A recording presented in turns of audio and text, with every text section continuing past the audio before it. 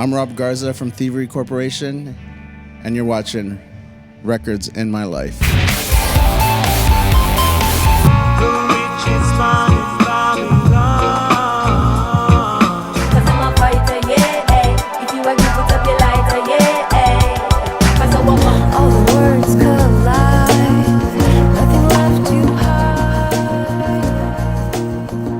The concept of the whole, did you get to watch an episode? I did. The one part for me I feel that's going to be tricky is like if you ask about like new music, because I feel like I don't even know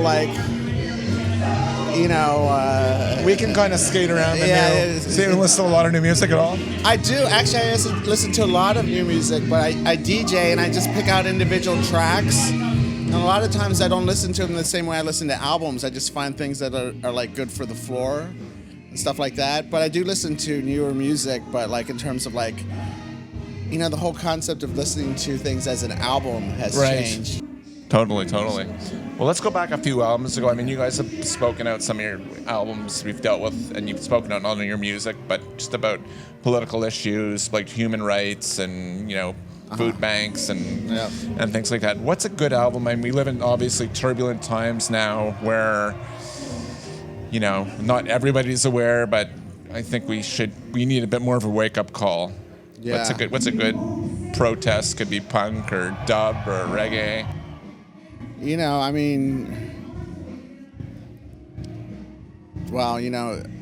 For me, let me just talk about what I know. Our music, and a song like Richest Man in Babylon sort of fits to the time we're living in. When you see a mogul like Donald Trump, and that song is sort of about being, you can have everything materialistically, but still be spiritually sort of bankrupt, and I think where Thievery Corporation comes from is, a lot of socially conscious music, whether it's listening to Fugazi or Public Enemy or The Clash or Dead Kennedys, people really, talking about what's happening in the world, or, Bob Marley or anything, and just like really feeling that freedom to express what it's like to be a human being in the world right now and what are the issues that are happening. And I feel like a lot of mainstream music that's on major labels doesn't really address those sorts of things, or when they do, they're in kind of very sort of cheap ways, without really talking about what's going on. Now let's move on to another topic. You guys opened for Paul McCartney once, if I'm not mistaken. That's correct. Yeah. So was that in Soldier Field in Chicago, or no? That was at FedEx Field in Washington. That's Washington, DC. Right? Yeah. So we get this call and. They're like, hey, how do you guys feel like about opening up for Paul McCartney and doing a DJ set? And we're like, yes. And they're like, well, Paul likes your music and he wants to meet you the day before. He's like, he still does like sound checks and, hangs out like the day before and like practices and just does a lot of songs for the fun of it. So they're like, he's going to be practicing with the band the day before, and he wants to say hello to you guys. So me and Eric go out there. We meet Paul McCartney, and I'm just like, I can't say like, oh, I like your music. Like everybody wants to say that to him. I'm just like, oh, look at the sky, look at those clouds. They're really like beautiful, aren't they? And start just shooting the shit about something else. But that was really a highlight to feel. In some way that as an electronic act from DC and that somehow you're connected to the Beatles, because for me, they're one of my main influences in music. Being a kid and my father having those records, and just really being inspired by that, and the other cool thing about it is I took my parents to that. Oh, fantastic. So I feel like my parents finally like, oh well, maybe he's doing all right now with this music thing. You're playing Paul. Yeah, you're on first name basis. Yeah, Mom, this is Paul. So yeah, I think it got me a little credit for not going to college. So yeah. Do you have a favorite? And which leads in? Do you have a favorite Paul McCartney record or Beatles album? Beatles, I love. For me, I mean, like, I Am the Walrus is probably one of my favorite all-time songs, and there's so many great songs. I mean, Julia, Dear Prudence, Strawberry Fields. You know, I love a lot more of the trippier stuff.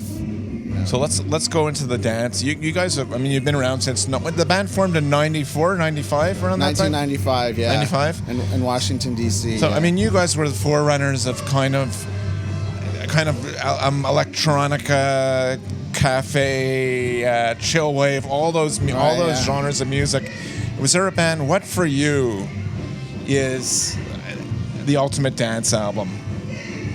It's wild because I think that you can dance to a lot of things, and they don't necessarily have to be what you call dance. Like, you could dance to bossa nova, you could dance to soul music, you could dance to hip hop, you could dance to a lot of things.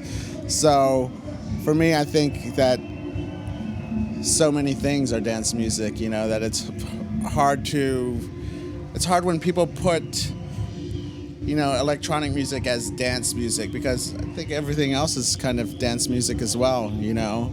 With us, when they were coming up with things to define us, you know, it was chill out, down tempo, even like new Mediterranean things, and they would just make up all these sort of weird classifications for what we were trying to do. But you know, at that time, we were actually very inspired by a lot of things that were happening in Japan.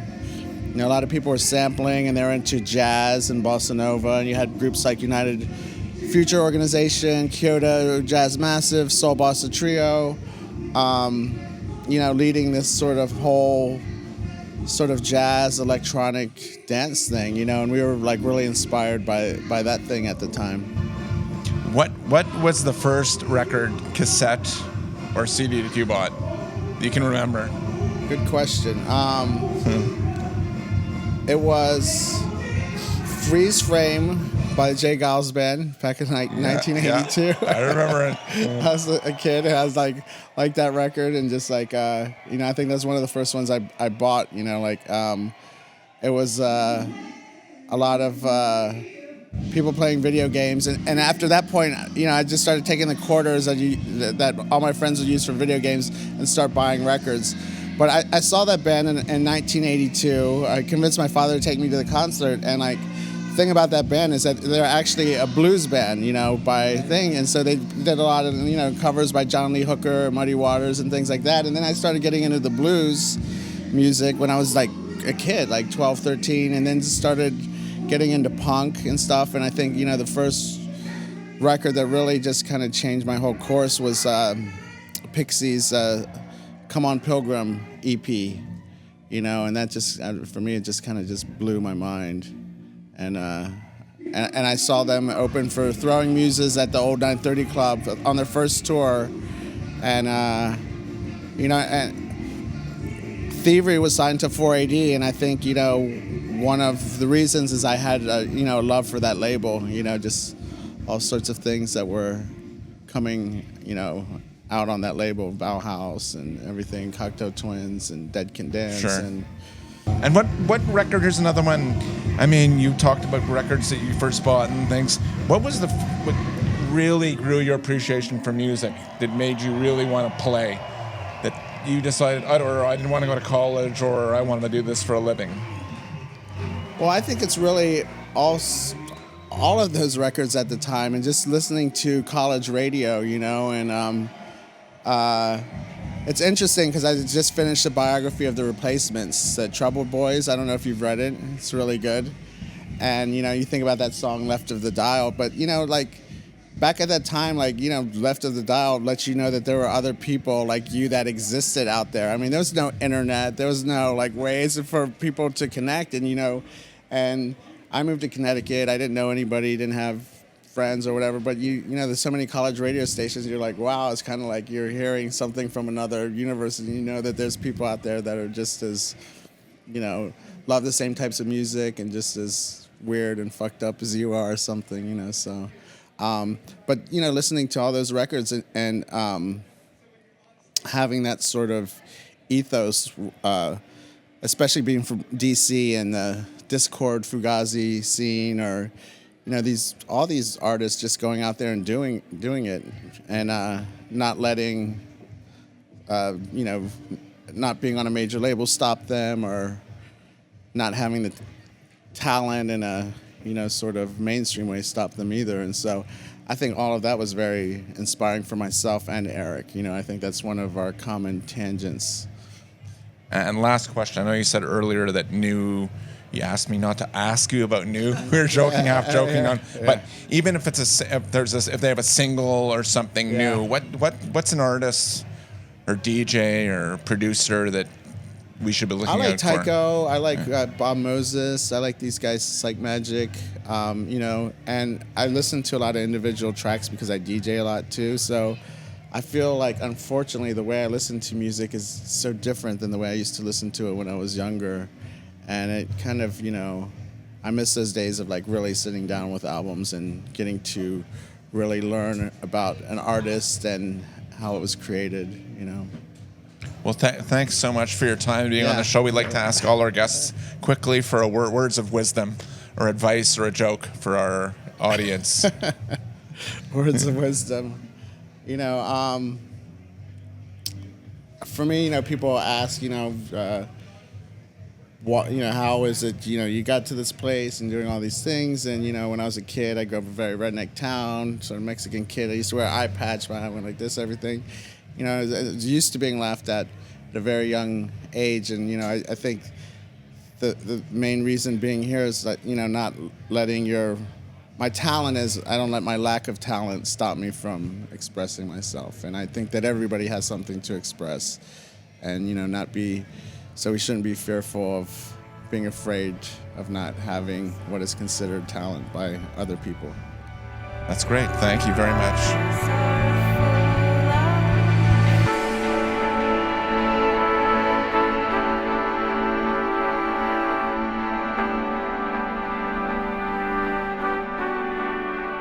Thank you so much for watching, and please subscribe. And if you're really feeling it, please hit us up on Patreon. Cheers.